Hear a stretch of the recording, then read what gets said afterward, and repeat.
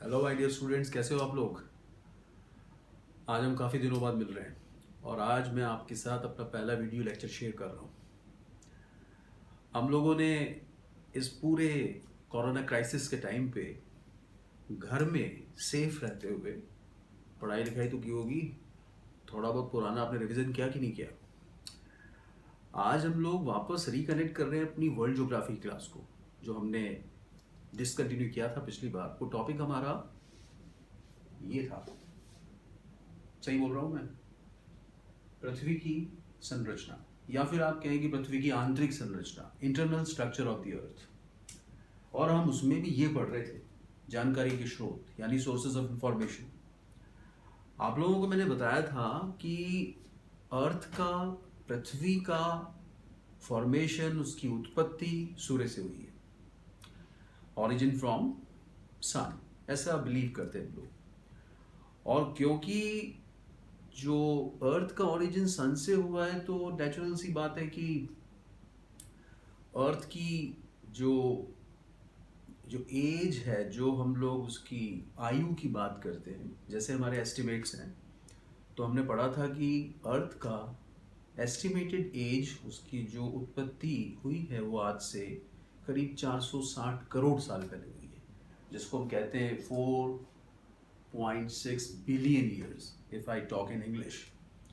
तो हम लोगों को वो जो अर्थ का स्ट्रक्चर है उसके बारे में ज़्यादा कुछ तो आज भी नहीं पता, क्योंकि हम लोग जिस उसकी लेयर पे रहते हैं, पृथ्वी की जो ऊपरी परत पे, जिसको हम लोग क्रस्ट कहते हैं, भूपरपट्टी कहते हैं, तो उस क्रस्ट का अगर आप हिस्सा देखेंगे पृथ्वी के टोटल वॉल्यूम में, पृथ्वी के पूरे आयतन में, तो वो केवल 0.5% है, यानी 0.5%। तो मतलब बहुत कम पार्ट है जिस पे हम लोग रहते हैं, इसलिए अर्थ का बहुत बड़ा पार्ट तो अंदर अभी तक भी रहस्य है। पर फिर भी बहुत सारी चीज़ें ऐसी हैं जिससे हमको पृथ्वी की आंतरिक जो स्ट्रक्चर है, जो उसका अंदर की संरचना है, उसके बारे में हमें काफ़ी कुछ इन्फॉर्मेशन मिलती है। आप लोगों को भी यही टॉपिक पढ़ा रहा था पिछली बार, और अगर आप इसको थोड़ा सा 1 मिनट के लिए रिवीजन में लो तो कुछ पॉइंट्स हम लोग डिस्कस कर रहे थे कि अर्थ के इंटरनल स्ट्रक्चर के बारे में हमें किन किन चीज़ों से जानकारी मिलती है। और उसमें मैंने आपको कुछ पॉइंट्स लिखाए थे। आप आपके जो रजिस्टर्स हैं, जो आप लोगों ने पहले बनाए थे, लिखे थे, उसको आप कंटिन्यू करना यहीं से जहाँ से मैं छोड़ के गया था उसको। और हम लोग जो 3-4 पॉइंट्स करीब पढ़ चुके थे वो मैं आपको थोड़ा सा इस पर भी इंडिकेट कर दूंगा। आज हम उसको आगे इस वीडियो लेक्चर से कंटिन्यू करेंगे। जैसे कि ये पहला वीडियो है आज का और ये मेरे रूम में ही रिकॉर्ड हो रहा है, तो आपको थोड़ा बहुत ऐसा लग सकता है कि थोड़ी वॉइस कम आ रही हो या कुछ और दिखने में प्रॉब्लम हो, तो थोड़ा लिमिटेड सोर्सेज से हम कर रहे हैं इसको भी। तो मैं आपको एक बार वो 3-4 पॉइंट्स बता दूं कि हम लोग जो अर्थ के इंटरनल स्ट्रक्चर, पृथ्वी की आंतरिक संरचना की जानकारी के बारे में पढ़ रहे थे, जहाँ से हमने स्टार्ट किया था वो कौन से पॉइंट्स थे। एक और बात कि अगर हम अर्थ के सोर्सेस यानी इंफॉर्मेशन के सोर्सेस के बारे में बात करते हैं, जानकारी के जो स्रोत है उसके बारे में बात करते हैं, तो आप लोगों ने एक तो पढ़ा था कि जो डेंसिटी है, घनत्व है पदार्थों का, उससे भी हमें पता चलता है, बिल्कुल कॉमन सेंस की बात है जो हमने डिस्कस की थी, कि हम जब अर्थ से ऊपर, सरफेस से, सतह से नीचे की तरफ चलते हैं तो जो पदार्थ हैं, जो कि मटेरियल है, उसकी डेंसिटी इंक्रीज होती है। हम जैसे जैसे नीचे जाते हैं तो पदार्थों का घनत्व बढ़ता जाता है, और उसका कारण यही है कि हल्के पदार्थ ऊपर ही मिलने चाहिए, जो भारी पदार्थ हैं वो अंदर मिलने चाहिए। तो डेंसिटी का हम एस्टिमेट लगाते हैं, और वो हमने पिछली क्लास में अपने रजिस्टर्स में नोट किया हुआ है। जैसे कि हम लोग क्रस्ट की बात करते हैं, तो क्रस्ट का जो बिल्कुल ऊपर की जो परत है, जहाँ पे हम लोग खड़े हैं, बैठे हैं, वहाँ डेंसिटी उन रॉक्स की, उन चट्टानों की 2.8 ग्राम पर क्यूबिक सेंटीमीटर है, यानी 2.8 ग्राम प्रति घन सेंटीमीटर। लेकिन जैसे जैसे हम नीचे जाते हैं तो डेंसिटी बढ़ती जाती है। आपको मैंने ये भी बताया था कि जो पृथ्वी का जो औसत घनत्व है पदार्थों का, जो एवरेज डेंसिटी अर्थ की है, वो 5.5 ग्राम पर क्यूबिक सेंटीमीटर निकलती है, 5.5 ग्राम। इसका मतलब ये है कि सर्टेनली ऊपर जो पदार्थ हमको मिलता है, जो ऊपर की तरफ मटेरियल मिलता है, वो हल्का है, नीचे की तरफ जाते हैं तो भारी है। और अर्थ का जो अंदर का सबसे अंदरूनी हिस्सा है, जिसको हम कोर कहते हैं, क्रोड कहते हैं हिंदी में, वो सबसे हैवी है। एक मैंने आपको प्रेशर या जो हम लोग दबाव पढ़ते हैं, वो भी मैंने एक आपको पॉइंट बताया था। आप लोगों को याद होगा, यू मस्ट बी रिमेम्बरिंग कि जो ऊपर की जो परतें हैं, जो अपर लेयर्स हैं, उसका वजन नीचे की परतों पे पड़ेगा। यानी जो नीचे की लेयर्स हैं, नीचे की परतें हैं पृथ्वी पर चट्टानों की, उस पे ऊपर की परतों का भार होता है। अगर वो भार नीचे की परतों पे पड़ेगा तो जो नीचे की परतें ऑलरेडी डेंस हैं, सघन हैं, ज़्यादा घनत्व वाली है, तो क्या उनकी डेंसिटी और बढ़ जाएगी। इसका मतलब ये हुआ कि डेंसिटी नीचे की तरफ इंक्रीज हो रही है। ये दो पॉइंट उसको क्लियरली बता देते। एक पॉइंट मैंने आपको बताया था तापमान, टेम्परेचर। अगर पृथ्वी का जन्म सूर्य से हुआ है, अगर पृथ्वी की उत्पत्ति सूर्य से हुई है, if the earth has originated from the sun, तो उसके अंदर इंटरनल हीट है जो बहुत ऑब्वियस है, बहुत ही स्वाभाविक है कि पृथ्वी अंदर से अभी भी गर्म होगी, क्योंकि पृथ्वी जब बनी होगी तब वो गैस की अवस्था में होगी। उसके बाद उसको जब हम लोग संघनित होते हुए देखते हैं तो फिर वो जो लिक्विड स्टेट है, तरल अवस्था, उसमें आई होगी, और उसके बाद फिर वो सॉलिड स्टेट में आई है। तो अभी हम ऊपर की परतों को तो सॉलिड देख रहे हैं, लेकिन अंदर अभी भी कहीं कहीं लिक्विड लेयर्स है। जैसे कोर का जो बाहरी हिस्सा है, पृथ्वी का जो क्रोड है अंदर वाला, उसका बाहरी हिस्सा अभी भी लिक्विड है। तो टेम्परेचर जब हम लोग बात करते हैं बहुत नेचुरल है। हम लोगों ने नोट किया है कि हम जब नीचे की तरफ जाते हैं तो ऑन एन एवरेज, जो मैंने आपको पिछली क्लास में लिखा रखा है, आप लोगों को रजिस्टर में चेक करना है, हर 32 मीटर पर, हर 32 मीटर्स पर गहराई के साथ with depth 1 degree Celsius temperature increase होता है। Do you know that? आप लोगों ने लिखा हुआ है, चेक करना। हम लोगों ने ये भी पढ़ा है कि हम जब अंदर की तरफ जाते हैं तो टेम्परेचर बढ़ेगा, तो नेचुरल सी बात है कि जो कोर है वो सबसे हॉट होगा। ये जो टेम्परेचर है ये भी हम लोगों ने एस्टिमेट लगा रखे हैं कि किस रेट से बढ़ता है, वो भी मैंने आपको लिखाया हुआ है। एक हम लोगों ने जो पढ़ा था वो ज्वालामुखी, वॉल्केनो। वॉल्केनो के लिए आप लोगों ने पढ़ा होगा कि इनको हम लोग प्रकृति के, नेचर के सेफ्टी वॉल्व कहते हैं, यानी जो सुरक्षा वॉल्व है। सुरक्षा वॉल्व का मतलब ये हुआ कि पृथ्वी की जो अंदर की हीट है, जो उसकी गर्मी है, उसको ये बाहर एमिट करते हैं, बाहर निकालते हैं। तो इरप्शंस होते हैं इनमें, यानी ज्वालामुखी फटते हैं और उनसे लावा निकलता है। तो आप लोगों ने लावा, जिसको हम लोग मैग्मा भी कहते हैं, उसके लिए मैंने आपको बताया था कि ये मॉल्टन रॉक्स हैं, पिघली हुई चट्टानें हैं, और इनका जो टेम्परेचर होता है वो करीब 600 डिग्री सेल्सियस से 1400 डिग्री सेल्सियस तक वेरी करता है। यानी ये काफ़ी हॉट भी आपको मिलेगा, 1400 डिग्री, 1500 डिग्री सेल्सियस तक भी मिल सकता है। तो क्या जो वॉल्केनोज से लावा निकलता है, जो से इरप्ट होता है, क्या वो भी इस चीज़ का एविडेंस है, साक्ष्य है कि नीचे अभी भी तापमान काफ़ी है। इसके अलावा आपको ये भी मैंने बताया था कि ज्वालामुखी जो क्षेत्र है जहाँ पर वॉल्केनोज मिलते हैं, वहाँ पे हॉट स्प्रिंग्स भी हैं, यानी वहाँ पर आपको गर्म पानी के जो सोते हैं, जिनको हम हॉट स्प्रिंग्स इंग्लिश में कहते हैं, गर्म पानी की कुंड साधारण लैंग्वेज में, वो आपको वॉल्केनिक रीजन्स में आज भी मिलेंगे। तो ये हमने कुछ पॉइंट्स डिसकंटिन्यू उसके बाद कर लिए थे। कोरोना आ गया था ना बीच में, इस वजह से। तो कोरोना तो जाएगा, जाना ही पड़ेगा उसको। तो हम लोग यहाँ आज ज्वालामुखी से आगे के कुछ पॉइंट्स हमारे रह गए थे, तो मैं उस पर आ रहा हूँ। तो आज हम लोग उसको वहां से कंटिन्यू करेंगे। ओके,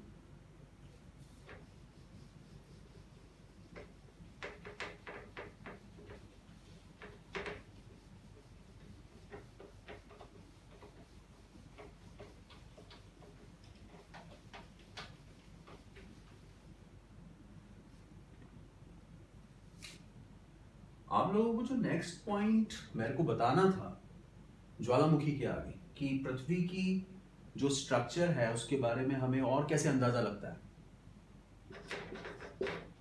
तो आपको याद होगा कि अंतरिक्ष में कई उल्का पिंड घूम रहे हैं। एक तो अभी निकला था हमारे पास में से, और घबराए हुए थे लोग कि 2020 में हो क्या है, क्या उल्का भी टकराएगी, कोरोना तो आ ही गया, भूकंप भी आ रहे हैं। तो ये उल्का पिंड क्या वो चट्टानी टुकड़े हैं जो अंतरिक्ष में घूम रहे हैं इधर उधर? और ये उल्का पिंड जब ये चट्टाने जब ये अर्थ के एटमॉस्फेयर के अंदर आ जाएंगे, ग्रेविटेशन से अट्रैक्ट होके, गुरुत्वाकर्षण से आकर्षित होके, तो ये चट्टानी टुकड़े जब हमारे वायुमंडल में आते हैं अंदर, तो ये घर्षण से जलने लग जाते हैं, यानी ये बर्न होने लग जाते हैं। इसको in English we call it shooting stars, और इनको वो हिंदी में क्या कहते हैं, वो टूटता हुआ तारा। तो ऊपर से टूटते हुए तारे के रूप में रात को नजर आते हैं अक्सर जलते हुए। ये उल्काएं जिनको हम लोग इंग्लिश में, क्योंकि इंग्लिश वालों को टर्म्स पता होनी चाहिए, इनको मिट्योर्स भी कहते हैं, या फिर इनको हम लोग मेटेराइट्स भी कहते हैं। ज़्यादातर तो ये रास्ते में ही एटमॉस्फेयर से नीचे आते आते ज़्यादातर तो रास्ते में जल जाती हैं, राख हो जाती हैं, यानी ऐश बन जाती हैं। लेकिन जो टुकड़े नीचे बच जाते हैं, गिर जाते हैं, उनको जब स्टडी करते हैं तो हमको ये पता लगता है कि कोई भी जो उल्का पिंड है, आमतौर पे हर किसी मेटेराइट के अंदर आपको इस तरह से परतें मिलेंगी। बाहर की परतें हल्की होंगी, अंदर की परतें भारी होंगी। और आप लोगों ने एक सिद्धांत सुना होगा कि जिसकी हम ज्योग्राफी में और साइंस में बहुत चर्चा करते हैं, बिग बैंग थ्योरी, जिसको महाविस्फोट सिद्धांत कहते हैं। जैसे कि साइंटिस्ट मानते हैं कि पहले पूरा यूनिवर्स एक ही मास था, एक ही पिंड था, उसी में विस्फोट हुआ और उसी से पूरे यूनिवर्स की जो फॉर्मेशन है, पूरे ब्रह्मांड की उत्पत्ति हुई। तो अगर ऐसा है, इसको मान लें, तो फिर इसका मतलब ये हुआ कि जो अर्थ की स्ट्रक्चर है, जो दूसरे प्लैनेट्स हैं, दूसरे ग्रह हैं, दूसरे उपग्रह हैं, उनकी चट्टानें काफ़ी कुछ क्लोज समान होनी चाहिए। उल्काएं भी उसी मैटर का पार्ट है। तो इसको जब हम स्टडी करते हैं तो इसके अंदर हमें कॉन्सेंट्रिक लेयर्स मिलती हैं। हिंदी वालों के लिए निराश ना हो, हिंदी वालों के लिए हम लोग लिखेंगे इसको, जिसमें सकेंद्रीय परतें मिलती हैं। सकेंद्रीय परतों का मतलब हुआ कि जिनका सेंटर एक हो और एक के ऊपर एक लेयर्स हो, जैसे ऑनियन प्याज होता है ऐसे। तो ये जो कंसेंट्रिक लेयर्स हैं इसमें मिलती हैं, तो हमारा अंदाजा है कि जो अर्थ है उसके अंदर भी ऐसे ही नीचे तक लेयर्स होनी चाहिए। और वो हमको पता लग भी गया है कि वो लेयर्स हैं, ऊपर से नीचे की तरफ कई अलग अलग लेयर्स हैं। तो ये आपका एक पॉइंट उसके आगे का है वॉल्केनोज का, कि हमें मेटेओर्स से, उल्का पिंडों से भी जानकारी मिलती है। तो ये आपको फर्दर वो पॉइंट्स में ऐड कर लेना है, यानी आगे की जो सीरीज है उसके अंदर। तो जो उल्काएं हैं, जो मेटेओर्स हैं, वो भी हमें एक अंदाजा दे देती हैं। मैं अगले पॉइंट पे आता हूं।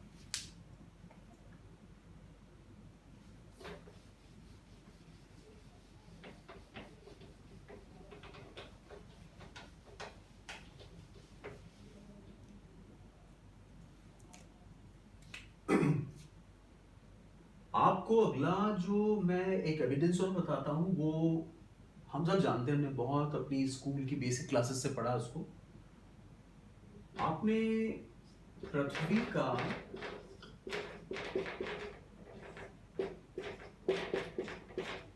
एक चुंबकीय क्षेत्र पढ़ा है, मैग्नेटिक फील्ड इंग्लिश में।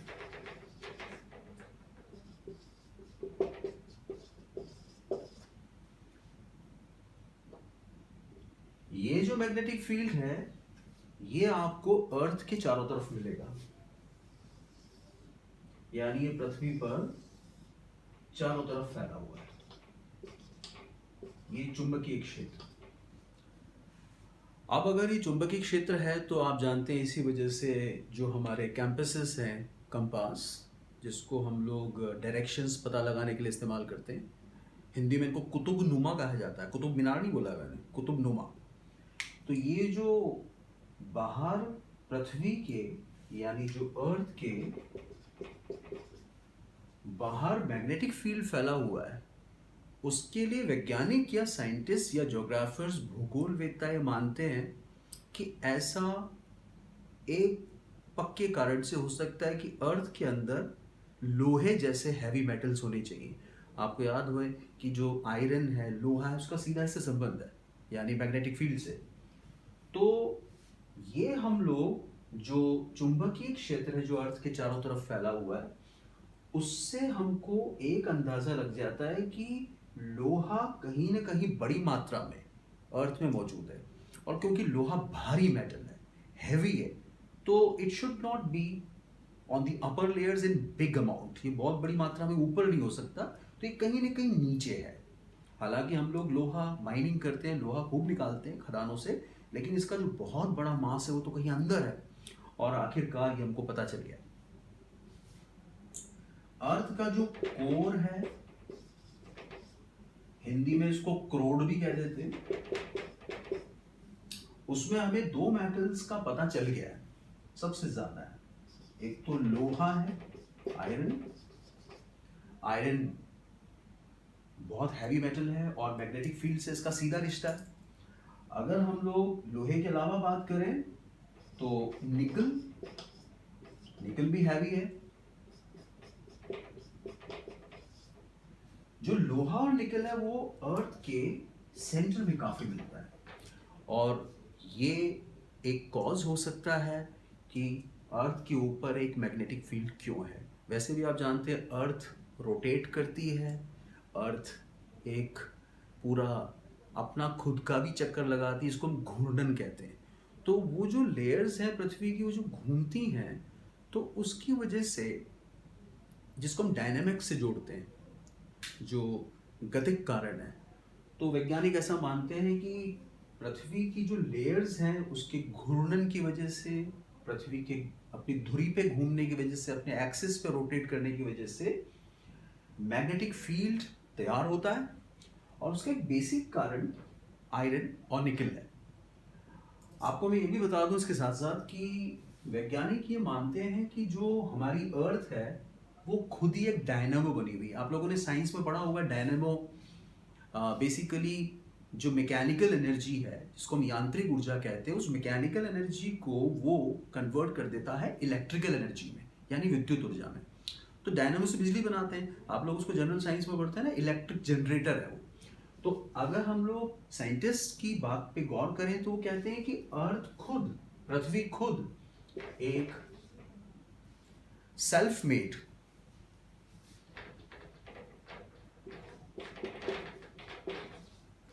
एक सेल्फ मेड डायनेमो है। डायनेमो खुद बना हुआ है प्राकृतिक रूप से, तो एक डायनेमो की तरह काम करती है। तो उसको हम सेल्फ मेड डायनेमो इसलिए बोल रहे हैं कि कोई नेचुरल है। तो ये भी हमको इस चीज का पुख्ता सबूत दे देता है कि अर्थ के अंदर कहीं बहुत बड़ी मात्रा में लोहा या ऐसी भारी धातुएं हैं, और जो साबित हो भी चुका है क्योंकि और भी एविडेंसेस है इसके।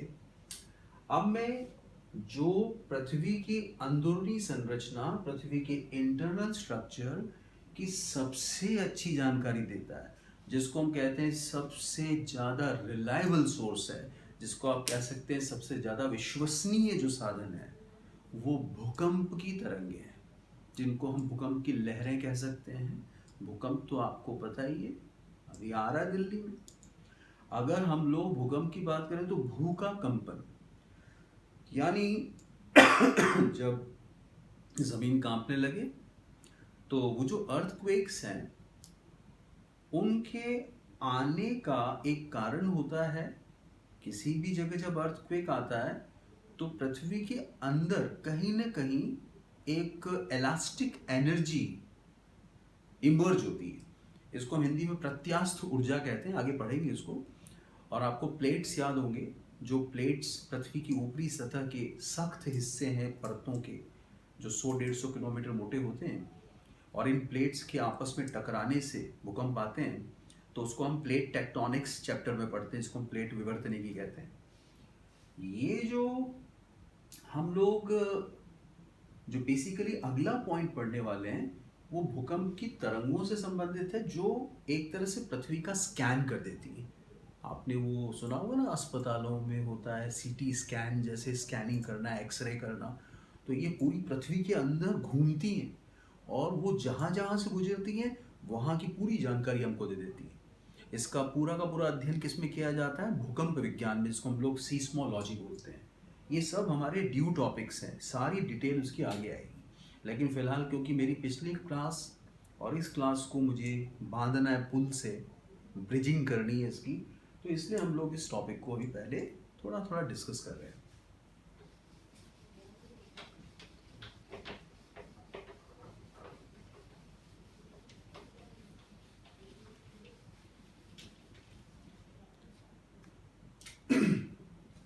जो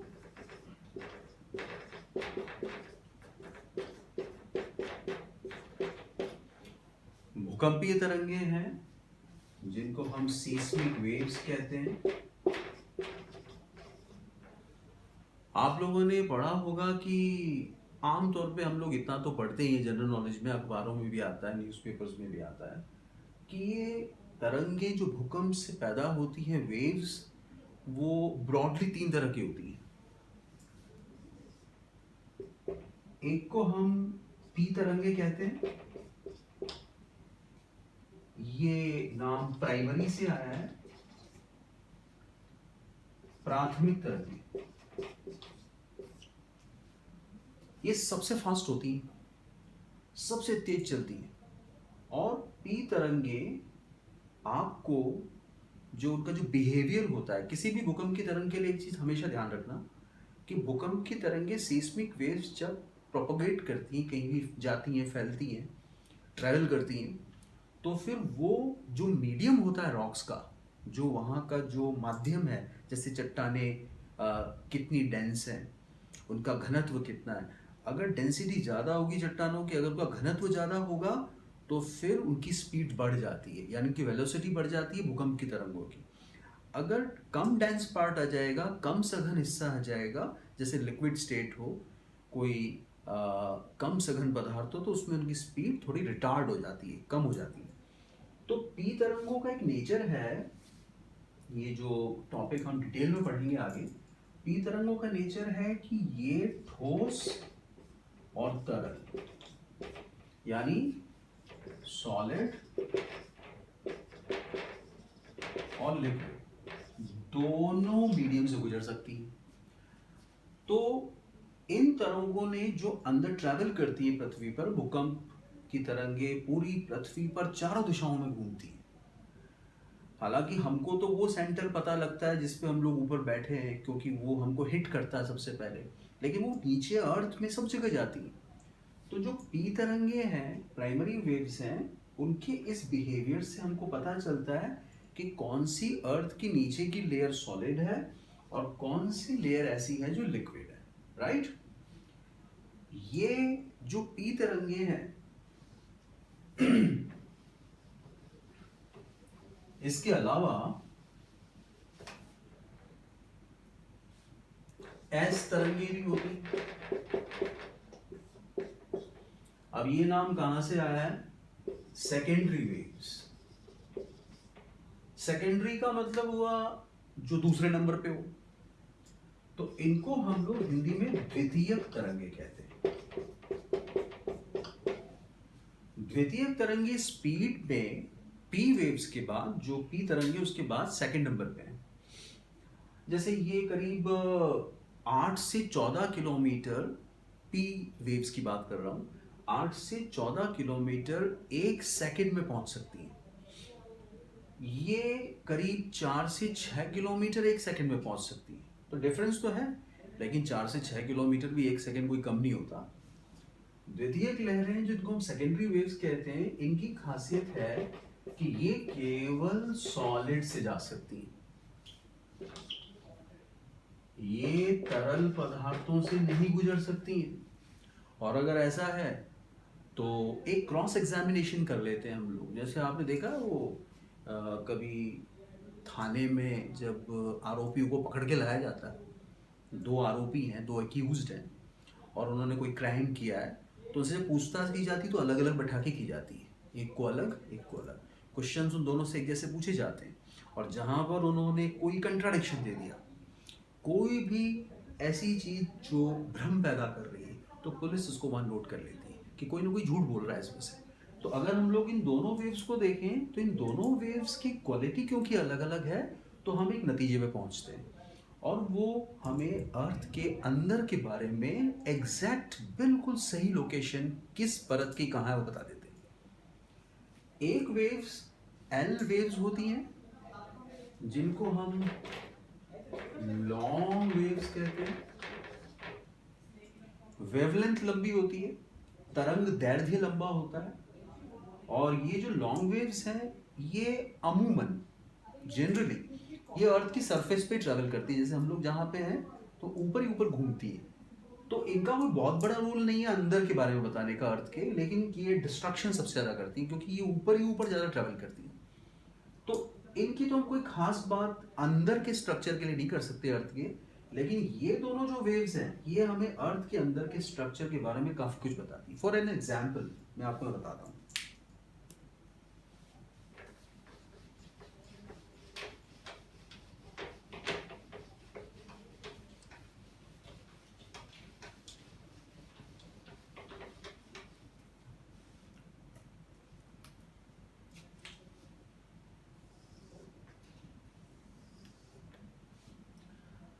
आप लोगों को मान लीजिए यहाँ भूकंप आया, अर्थक्वेक आया, तो याद है आपको एक हमने एक सेंटर पढ़ा था अधिकेंद्र, वैसे भी एक जनरल नॉलेज का पॉइंट है। अधिकेंद्र को हम लोग इंग्लिश में एपिसेंटर कहते हैं।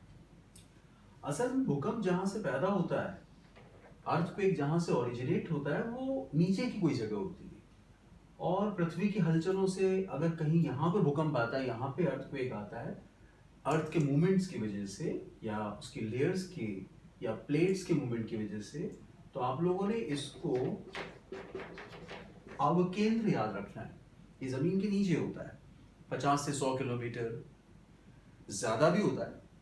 तो अवकेंद्र जो है इसको हम लोग इंग्लिश में फोकस कहते हैं, और इसको हम लोग हाइपोसेंटर भी बोलते हैं। तो ये हम लोग अभी आने वाली क्लास में पढ़ेंगे इसको खूब विस्तार से, खूब डिटेल में। तरंगे सभी जगह जाती हैं, चारों दिशाओं में जाती हैं, बहुत नेचुरल है, बहुत स्वाभाविक है कि सबसे पहले ऊपर ही पहुंचेंगी, इसलिए हमें सबसे पहले हिट करती हैं। लेकिन ये नीचे भी जाती है, इवन क्रॉस करके इधर से अर्थ के अंदर से क्रॉस करके दूसरे एंड पे पहुंच जाती है। आपको मैं इधर एक मोटी मोटी जानकारी जो दे रहा हूं, जस्ट एक हिंट के लिए, डिटेल में नहीं, तो ये करीब डेप्थ होती है 2900 किलोमीटर की, जो हम कोर पढ़ते हैं, वही हिंदी में क्रोड। लेकिन जो क्रोड है, जो कोर है, उसके दो पार्ट है।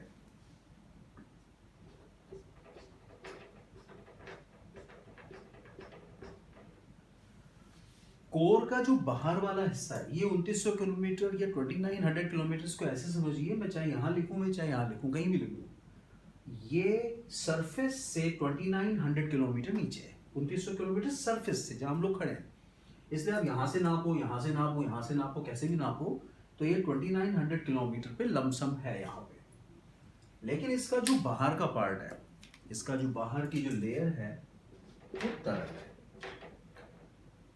लिक्विड है। और जो अंदर वाला है कोर वो ठोस है, यानी वो सॉलिड है। तो मैंने आपको पी वेव्स के लिए क्या बताया था अभी, कि पी वेव्स जो है वो ठोस भागों से गुजरती हैं, तरल भागों से भी गुजरती हैं, लेकिन इनकी जो स्पीड है वो ठोस भागों में तेज रहती है। जो बेसिकली तरल भाग हैं उनमें उनकी स्पीड कम हो जाती है। तो भूकंप विज्ञान में हमको सुनने को मिलता है कि जब पी वेव्स इसके अंदर जाती हैं,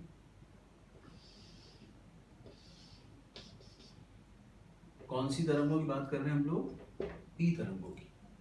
तो पी वेव्स जब अंदर जाती हैं तो 2900 किलोमीटर की डेप्थ पे, यानी 2900 किलोमीटर की डेप्थ पे अचानक से इनकी स्पीड कम हो जाती है। और इसको वैज्ञानिकों ने नोट किया कि आखिर इतनी गहराई पर ऐसा क्या है कि पी वेव्स की गति कम हो जाती है। अच्छा, जब अंदर वाले कोर में आती है तो फिर उनकी स्पीड बढ़ जाती है। यहाँ से जब वापस निकलती है दूसरी तरफ तो ये वापस लिक्विड कोर ही आएगा, तो यहाँ पर स्पीड वापस कम हो जाती है और उसके बाद फिर स्पीड फिर इंक्रीज हो जाती है। ये जो चीज़ है ये हम लोग ऐसे लें कि पी वेव्स ने कई जगह अपनी गति को कम ज़्यादा करके दिखाया। उधर जब हम लोग एस वेव्स की बात करते हैं, एस तरंगों की, वो तो लिक्विड में मिलती ही नहीं हमको, वो तो केवल सॉलिड में जाती हैं। तो एस वेव्स बाहर से ही निकल जाती हैं, यानी एस तरंगें बाहर से निकल जाती हैं। तो एक बहुत बड़ी चीज को हमने अटैच कर लिया, इसकी पुष्टि कर ली कि 2900 किलोमीटर की गहराई पर कुछ ऐसा है कि जहां पर लिक्विड है। इसका मतलब वहां की चट्टानें पिघली हुई हैं।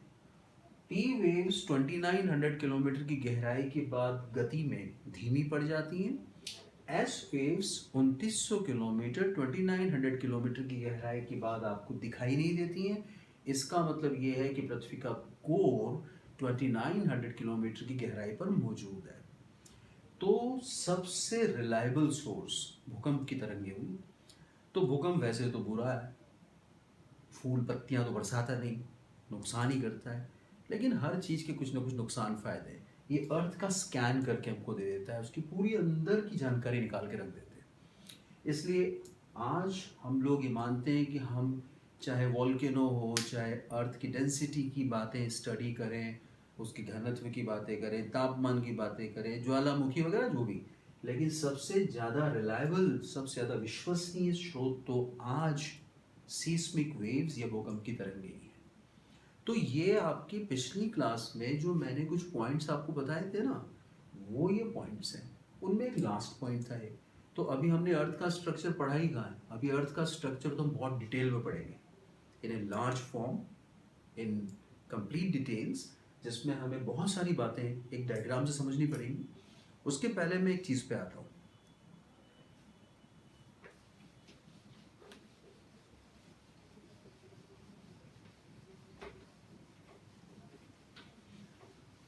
आप जानते हैं कि वैज्ञानिकों के आपको संगठन मिलेंगे जो दुनिया भर में रिसर्च के लिए काम करते हैं।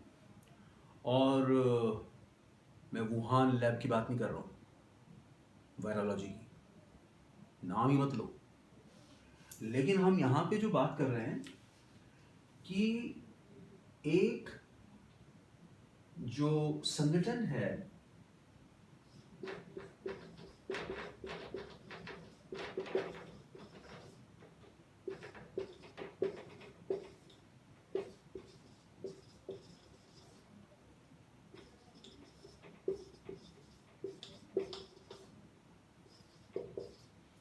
इसको हम लोग international union of geodesy and geophysics कहते हैं। In short it is I, that is for international, U, G and again G.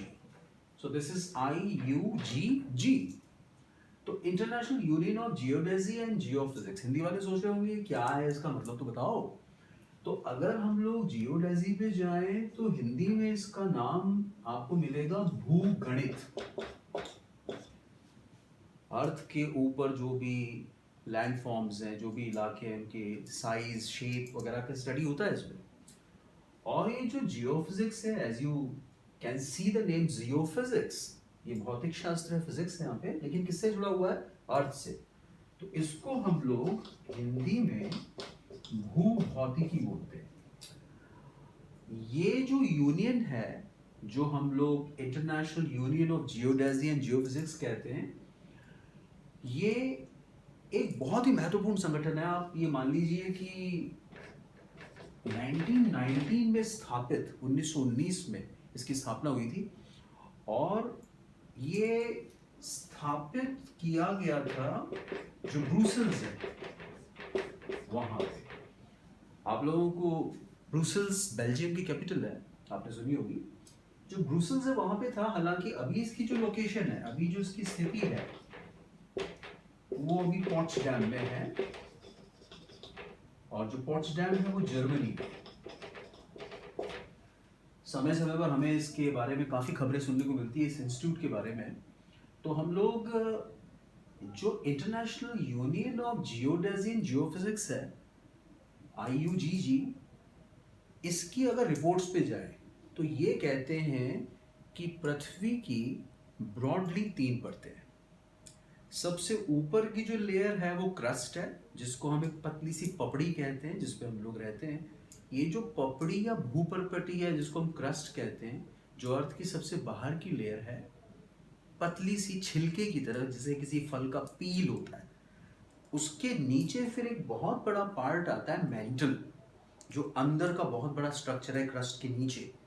वो जो मेंटल का पार्ट है वो बहुत बड़ा है, सबसे ज़्यादा वॉल्यूम उसी का है।